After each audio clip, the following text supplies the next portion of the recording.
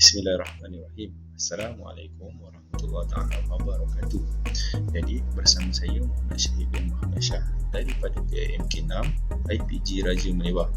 Pada tajuk yang saya akan menerangkan atau petangkan pada hari ini ialah mengenai analisis isu semasa berkaitan dengan etika dan perundangan guru yang memberikan implikasi kepada profesion keguruan. Baiklah, sebelum saya terangkan dengan lebih lanjut, jadi saya akan menerangkan bahawa topik ini terbahagi kepada beberapa bahagian. Itu yang pertama adalah dari segi maksud, iaitu maksud etika, maksud perundangan dan maksud profesion keguruan itu sendiri. Yang kedua adalah saya akan menerangkan mengenai kepentingan etika dan juga perundangan di dalam profesion keguruan.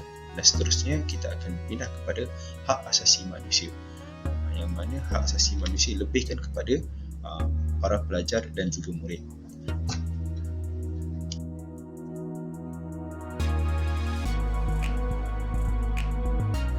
Okey, baiklah. Pertama-tamanya sekali adalah sebelum kita melanjutkan dengan pembentangan ini, kita perlulah tahu apa itu guru. Jadi mengikut Kamus Dewan Bahasa edisi keempat, guru itu membawa maksud adalah orang yang mengajar ataupun seorang pendidik, seorang pengajar ataupun seorang pengasuh. Itu secara ringkasnya bagi maksud guru. Jadi secara penerangan yang lebih mendalam ialah guru merupakan pendidik, yang mana bermaksud kat sini adalah orang yang memelihara dan melatih. Pengajar pula ialah seorang yang menjadi petunjuk kepada orang lain, manakala pengasuh memberi makna orang yang memelihara, menjaga dan juga mendidik. Guru ini juga mempunyai berkaitan dengan bidang menuntut ilmu atau tempat mendapatkan ilmu seperti sekolah, tempat belajar, pengajaran dan pembelajaran dan sebarang perkara yang mempunyai berkaitan dengan guru. Baiklah, dengan bahasa lebih mudah, guru ini adalah tempat di mana untuk seseorang itu menimba ilmu ataupun mendapatkan ilmu. Jadi untuk mendapatkan ilmu, seperti kita tahu, kita perlukan seorang guru. Walaupun kita boleh baca dengan sendirinya, baca buku sendiri, tapi pada akhirnya kita memerlukan panduan yang mana untuk menerangkan lagi tajuk-tajuk yang kita ingin tahu pada sesuatu topik. Dan guru juga merupakan satu pemudah cara atau medium bagi pemudah cara ke atas sesuatu subjek. Seperti contoh, mungkin kita boleh baca buku, tapi untuk lebih memahami ataupun memahami jalan cerita dan ataupun sebagainya adalah kita perlukan penerangan yang lebih mudah dengan orang yang lebih mahir. Dan orang yang lebih mahir itu adalah kita panggil ini sebagai guru. Baiklah, seterusnya adalah dari segi maksud etika itu sendiri. Baiklah, jadi etika ini adalah kita mengambil daripada perkataan bahasa Inggeris iaitu ethics, dan kata asal ethics ni sebenarnya adalah daripada bahasa Greek, iaitu bermaksud daripada perkataan ethos, yang mana membawa erti adalah seperti sikap ataupun adat yang menentukan tingkah laku sesuatu golongan. Jadi pada asalnya, secara dasarnya, etika ini membawa maksud kepada sumber-sumber ataupun nilai seseorang. Jadi tingkah laku kita, personality kita dan sebagainya, yang merujuk kepada seseorang. Okey, mengikut Kamus Dewan Bahasa pula, mengikut Dewan Bahasa dan juga Pustika, maksudnya etika ini membawa erti satu sistem dasar akhlak, adat atau tingkah laku ataupun kesusilaan. Maksud dia tidaklah jauh beza daripada perkataan Greek itu sendiri. Baiklah, di sini mengikut Wong Nuriati dan juga Abdul Rashid, yang mana mengatakan bahawa etika ialah peraturan perilaku dan adat kebiasaan manusia dalam pergaulan antara satu sama lain, dan peraturan ini menegaskan perkara yang betul atau salah. Jadi secara keseluruhannya kita mendapati bahawasanya etika ini merupakan satu perilaku ataupun satu personality seseorang ketika dia berhubung dengan orang lain. Maksudnya adalah sifat dia daripada kawalan emosi dia, kawalan fizikal dan tingkah laku dia terhadap orang di sekeliling mereka. Baiklah, seterusnya adalah dari segi perbezaan di antara etika etika dan juga undang-undang. Baiklah, pertama sekali saya akan menerangkan apa itu undang-undang. Jadi, undang-undang ialah satu peraturan yang ditentukan oleh sebuah organisasi kaki tangan yang melanggar undang-undang akan dikenakan tindakan istighfar. Itu adalah maksud undang-undang. Yang mana undang-undang ini merupakan satu peraturan yang mana memainkan peranan penting dalam kehidupan manusia. Jadi, setiap tindakan manusia ini adalah melibatkan kepada pengaruhnya undang-undang dan juga peraturan. Jadi, seperti contoh, kenapa kita kena bangun awal pagi, pergi ke kerja, sebab kita ada undang-undang yang mengatakan kita kena masuk ke kawasan sekolah ataupun tempat kerja sebelum pukul 8. Jadi tingkah laku ini telah disebabkan oleh undang-undang. Jadi kenapa manusia ini memerlukan undang-undang? Jadi kalau kita tengok kepada sejarah yang mana telah membuktikan bahawa manusia ini tidak hidup bersendirian. Jadi fitrah untuk seorang manusia menyebabkan manusia sentiasa memerlukan kepada kehidupan bermasyarakat supaya pelbagai keperluan hidup mereka dapat diperoleh dengan cara yang lebih mudah, berwujudnya semangat bantu-bantu dan saling kerjasama, dan semangat untuk bantu-bantu dan saling kerjasama memerlukan kepada sebuah undang-undang. Manakala etika pula, seperti yang saya katakan tadi, ialah sebahagian daripada undang-undang yang mana dia mesti untuk kita patuhi oleh seseorang pekerja atau kehidupan.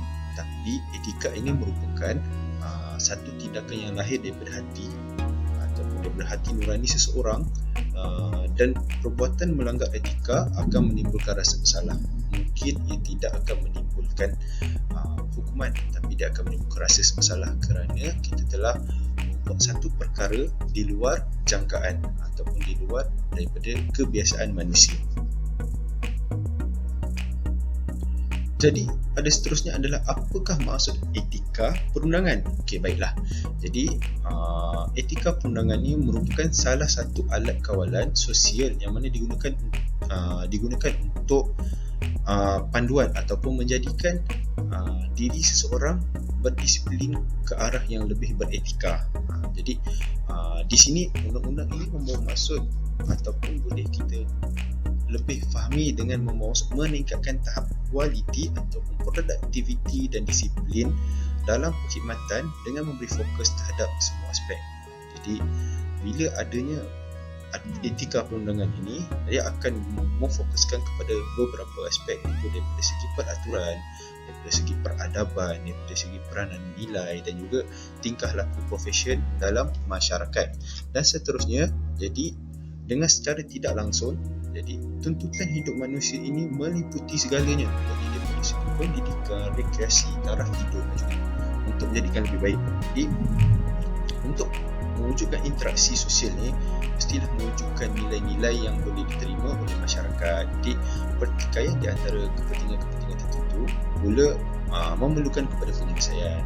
Jadi perkembangan daripada kita punya sosial, kita punya cara hidup, mewujudkan adat-adat atau etik-etik yang terdapat pada masa kini.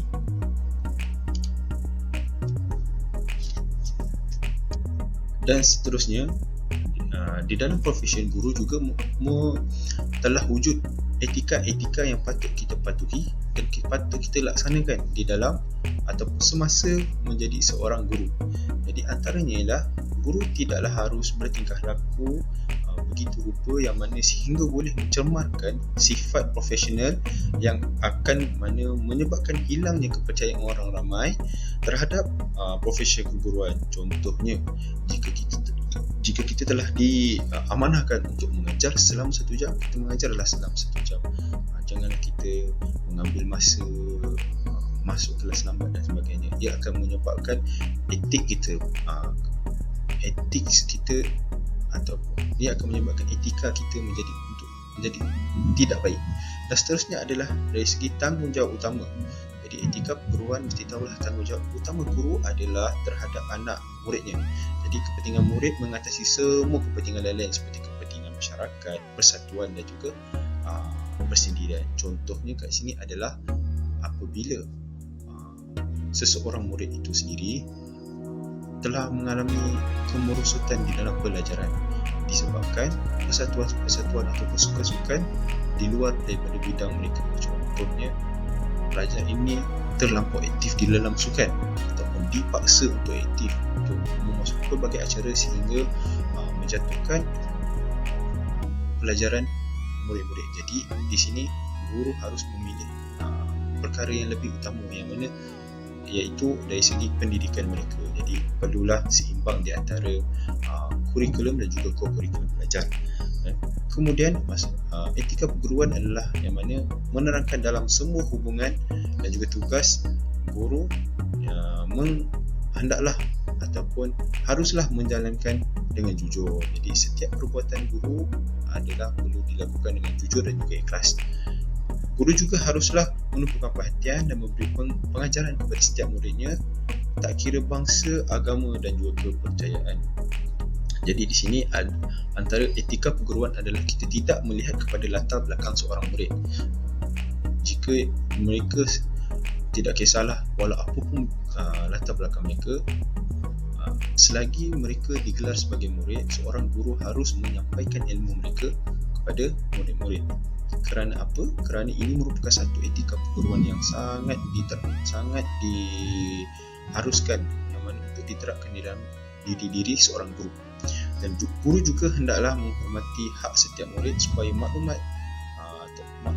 sulit mengenai diri murid tidak diberikan kepada orang atau agensi yang tidak berkenaan. Contohnya, jika kita ada pendaftaran murid dan sebagainya, terdapat maklumat sulit seperti alamat, tempat tinggal, nombor IC dan sebagainya. Jadi maklumat itu adalah merupakan maklumat peribadi yang menjadi satu amanah dan juga tanggungjawab kepada seorang guru untuk menyimpan dan tidak memperluaskan ataupun menyebarkannya kepada orang luar. Baiklah, seperti yang sedia maklum, profesi seorang guru merupakan seorang pegawai awam, yang mana pegawai di bawah persatuan ataupun kesatuan pentadbiran persekutuan. Jadi boleh juga dipanggil sebagai pegawai awam. Dan dalam pegawai awam terdapat peraturan-peraturan yang mana dapat dilihat. Peraturan Pegawai Awam Kelakuan dan juga Tata Tertib 1993 diperuntukkan di bawah Peraturan 4 Bab di Perintah Am, yang mana Peraturan 4 dalam kurungan 1 mengatakan perlu sentiasa memberikan kesetiaan kepada YDPA, negara dan juga kerajaan. Di sini membawa maksud perlu sentiasa memelihara dan mempertahankan kedaulatan dan maruah kepada negara. Baiklah, contoh-contoh kesalahan yang kita boleh lakukan adalah seperti ditulis ini: bersubahat dengan musuh negara, membocorkan rahsia negara, memperkecilkan dasar serta tindakan kerajaan, dan berlakon dalam filem yang memburukkan nama negara. Jadi untuk sebagai penjawat awam ataupun profesion guru itu sendiri perlulah menjaga adab dan tata susila sebagai pegawai awam. Jadi pegawai awam ni terikat dengan pelbagai aspek. Jadi kerana apa? Kerana pegawai awam membawa nama negara kepada masyarakat. Jadi jika kita bertingkah ataupun beretika dengan yang lebih teruk, akan memunculkan satu persepsi yang di mana pekerja-pekerja negara, sebuah negara Malaysia itu sangat teruk. Jadi perlulah menjaga etika dia pertama. Yang kedua adalah peraturan 4 di bawah kurungan 2, yang mana tidak boleh membelakangkan tugas demi kepentingan peribadi dan tidak boleh berkelakuan yang memungkinkan kepentingan peribadi bercanggah dengan kepentingan awam. Jadi perlulah menjaga nama baik profesion, perlu cekap dan sentiasa berusaha, jujur dan amanah, dan tidak boleh mengaruh atau memberi tekanan atau memajukan sebarang tuntutan. Dan pegawai awam juga mestilah melakukan apa sahaja yang diperintahkan serta perlu tekun dalam membuat sesuatu arahan. Baiklah, dalam peraturan 4/2 ini pula mengisahkan tentang ataupun memfokuskan tentang kepada satu agenda, iaitu perlulah kepentingan peribadi tidak melebihi kepada tugas.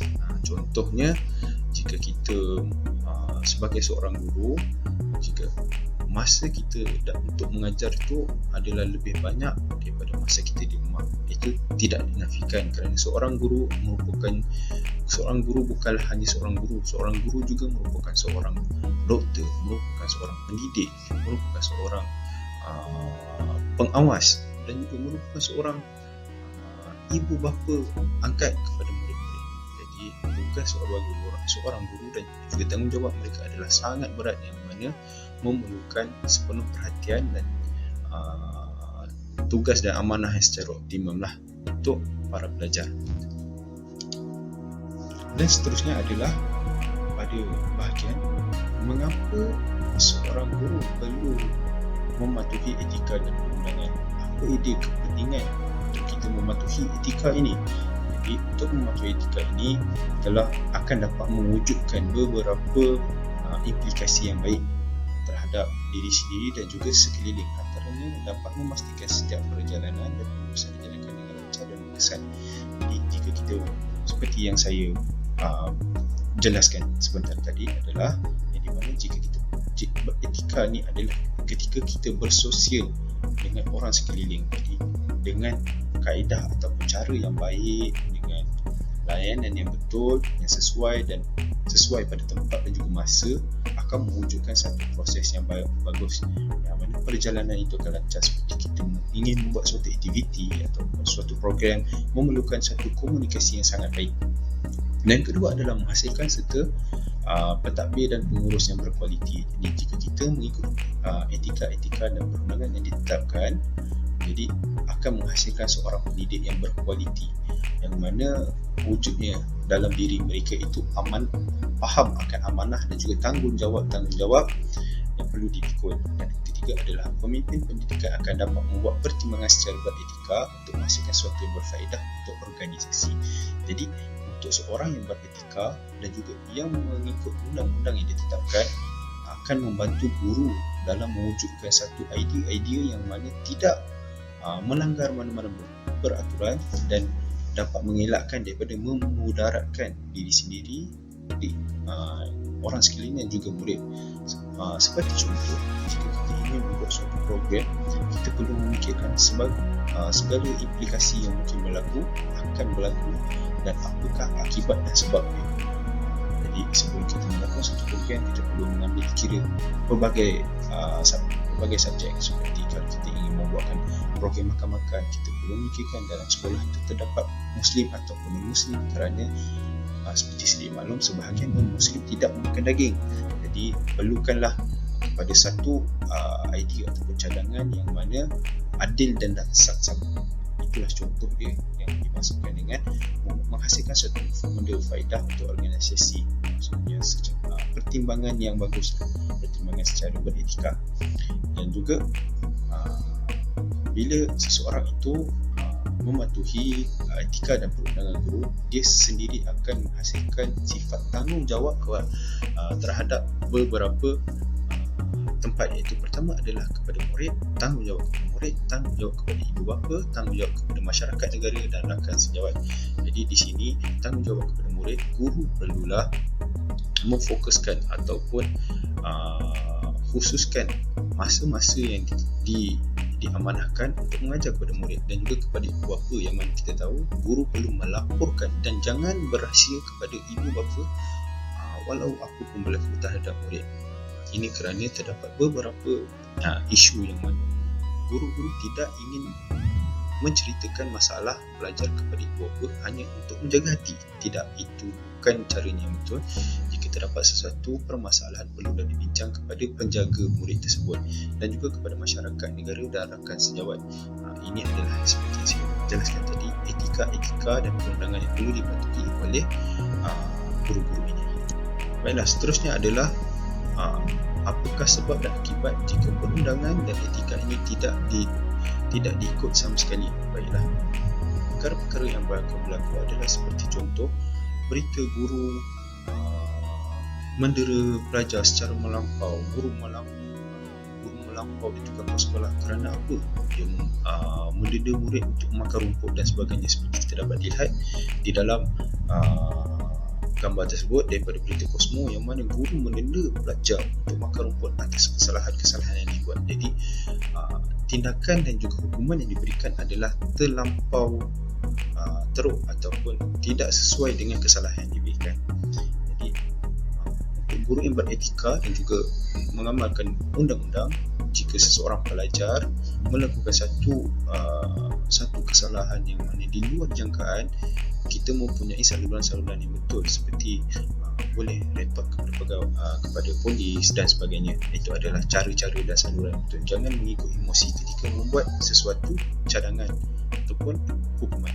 Jadi semua ini adalah di bawah aspek penderaan kanak-kanak. Jadi apa itu penderaan kanak-kanak? Penderaan kanak-kanak dietikkan sebagai satu pencabulan atau pelanggaran yang serius terhadap hak kanak-kanak untuk perkembangan dirinya dalam keadaan sihat dan bermaruah, di samping menyebabkan risiko dalam kehidupan mereka. Jadi seperti yang dijelaskan, penderaan kanak-kanak ialah apabila kita mengambil hak mereka. Contohnya hak belajar. Jika pelajar membuat satu kesalahan, bila kita menghukum dia, contoh bagi berdiri di luar kelas dan sebagainya, hak mereka untuk belajar ataupun menerima pembelajaran di dalam sesi persekolahan telah diragut daripada mereka. Jadi mungkin hukuman boleh ditukar kepada yang lain ataupun di masa lain di luar masa pembelajaran. Jadi disebabkan perkara ini akan menyebabkan mereka ketinggalan banyak pelajaran. Jika setiap kelas mereka buat salah, setiap kelas duduk luar kelas sebab membuat perkara lain dan mereka tidak belajar, mereka akan banyak ketinggalan. Ini adalah maksud daripada penderaan itu. Maksud yang mana hak murid perlulah dijaga dan juga diberikan sepenuhnya.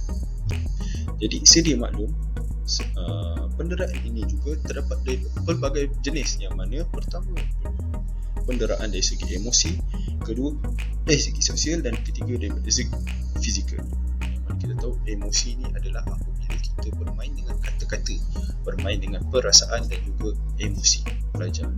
Seperti kita memarahi dia, kita mencarut dengan dia. Jadi itu adalah bukan satu jenis penderaan juga. Dan penderaan seksual yang kita dah sedia maklum lah, yang mana apabila berlakunya khusus kepada perlainan jantina guru lelaki kacau kepada pelajar perempuan, dan begitu juga sebaliknya.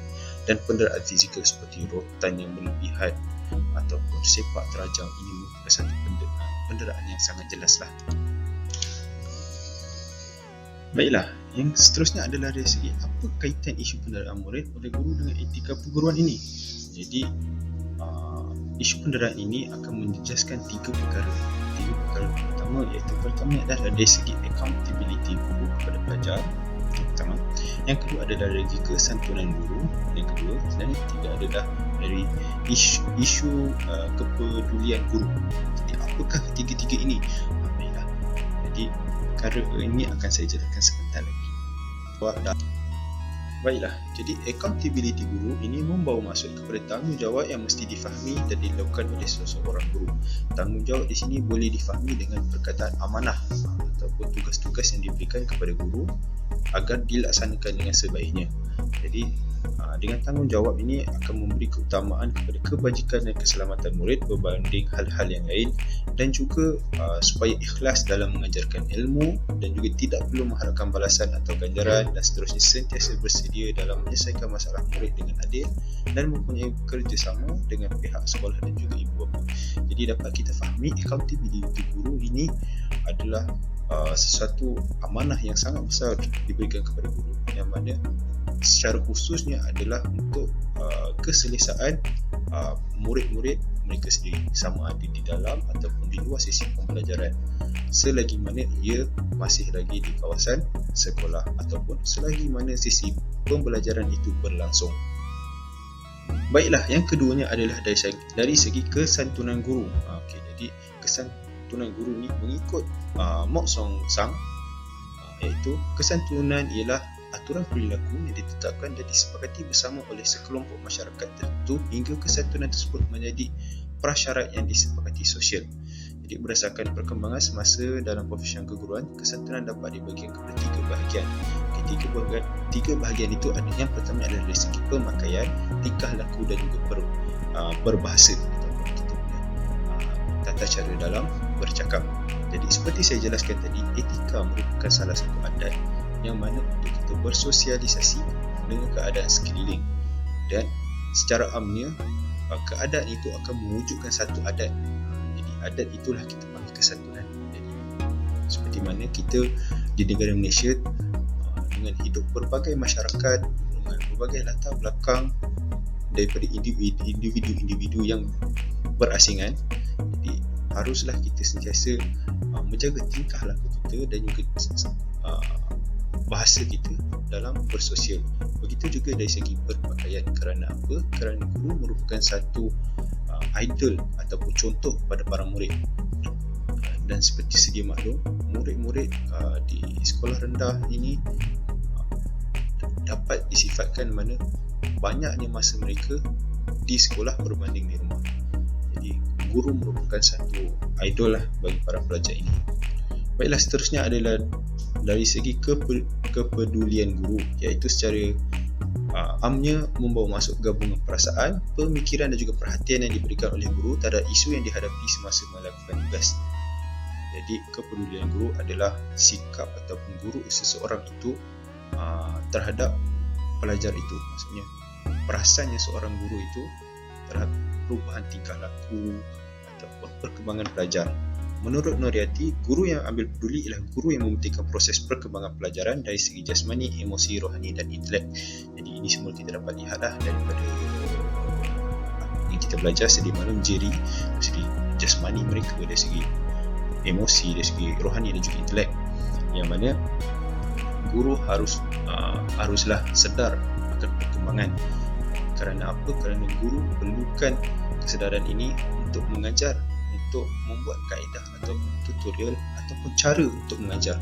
Kerana teknik dan mengajar perlulah sesuai dengan mengikut perkembangan semasa kepada murid, untuk mewujudkan minat murid kepada sesuatu topik itu sendiri, agar pelajaran menjadi suatu pelajaran yang berkualiti. Okey, jadi jika terjejasnya tiga perkara yang saya sebutkan tadi, dari segi accountability, dari segi kepedulian guru dan juga dari segi kesantunan, jadi benda ini akan mewujudkan satu penderaan lah kepada pelajar. Jadi tiga perkara ini perlu dipegang oleh para guru. Kerana apa? Kerana kesan dia adalah akan membawa satu perkara yang lebih buruk. Kesan daripada penderaan itu dapat dilihat, antaranya permit mengajar akan ditarik, dan kedua merosakkan imej guru, yang mana akan membawa satu persepsi buruk kepada masyarakat dan juga negara bahawa pekerjaan guru ini merupakan satu pekerjaan yang bukan profesional, dan berkemungkinan akan diambil tindakan tata tertib ke atas guru yang melampaui batas dalam menjatuhkan hukuman kepada pelajar. Seperti yang sedia maklum, jika seseorang pelajar itu melakukan satu jenayah atau kesalahan di luar kuasa para guru dan pihak sekolah, perlulah disalurkan ataupun dilaporkan kepada orang yang bertugas, yang seperti pihak polis dan sebagainya. Dan berkemungkinan reputasi serta imej sekolah juga akan terjejas. Seperti kita tersedia maklum, jika terdapat berbagai jenayah dilakukan satu tempat, jadi imej untuk seorang guru atau imej sekolah itu akan menjadi buruk. Dan akhir sekali, hubungan di antara guru terhadap murid, ibu bapa dan juga rakan akan menjadi semakin renggang.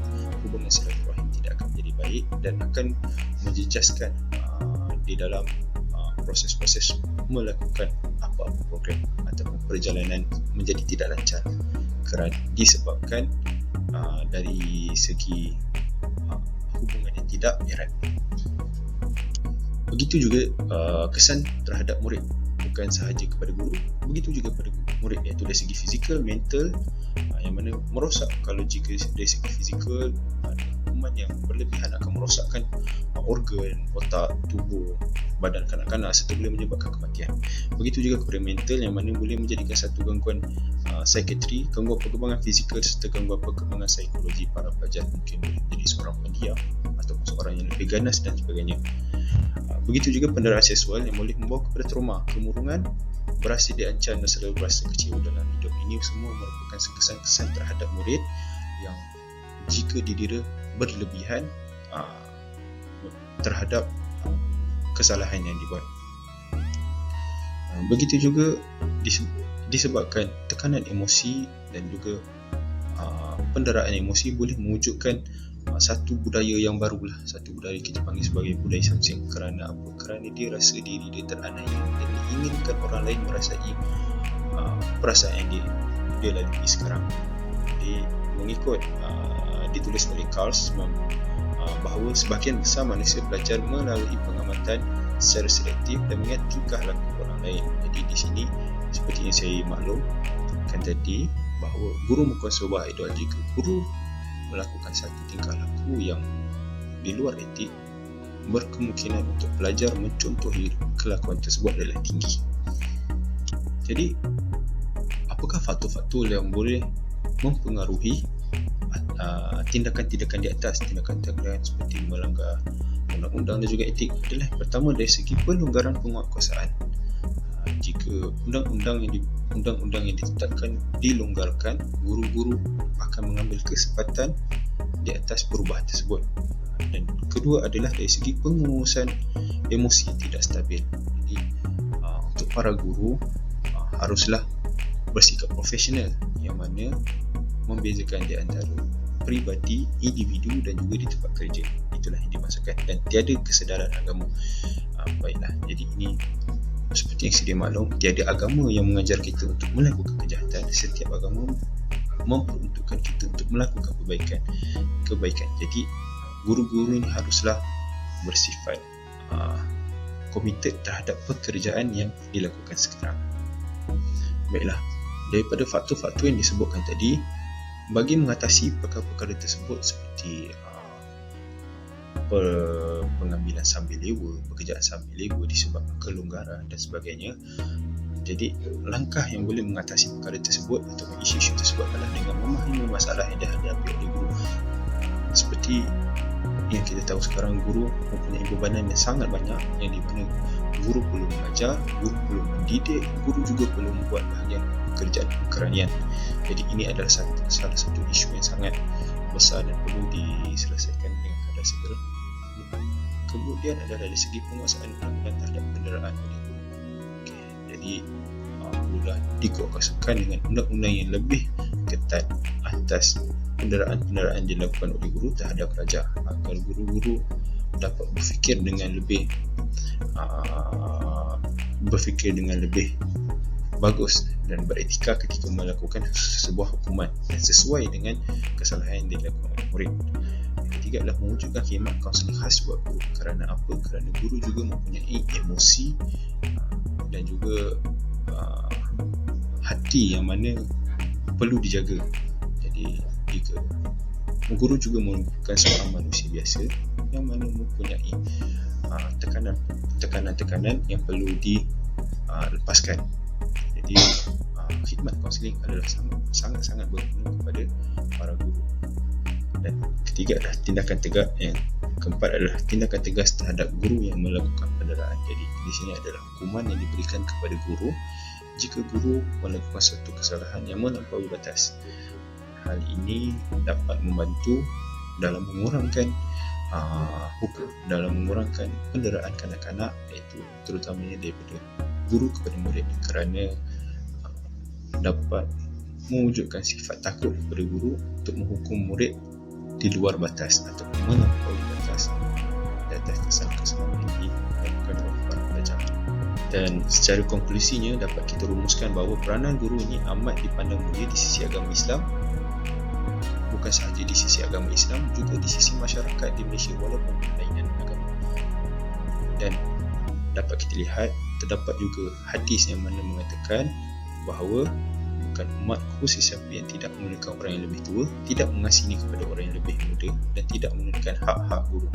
Riwayat Ahmad, At-Tabrani dan Al-Hakim. Jadi di sini dapat kita fahami bahawasanya sikap toleransi di antara orang lebih tua dan juga orang lebih muda, dan khusus kepada guru, yang mana guru ada lebih tua daripada murid, jadi perlulah mewujudkan sifat kasihan. Jadi perlu berbelas kasihan dan perlu ada sifat rasa kemaafan terhadap murid, kerana murid juga bukan satu insan yang baru ingin belajar terhadap realiti dunia. Okey, baiklah, sekian itu sahaja daripada saya mengenai isu dan topik ini. Sekian, Assalamualaikum warahmatullahi wabarakatuh.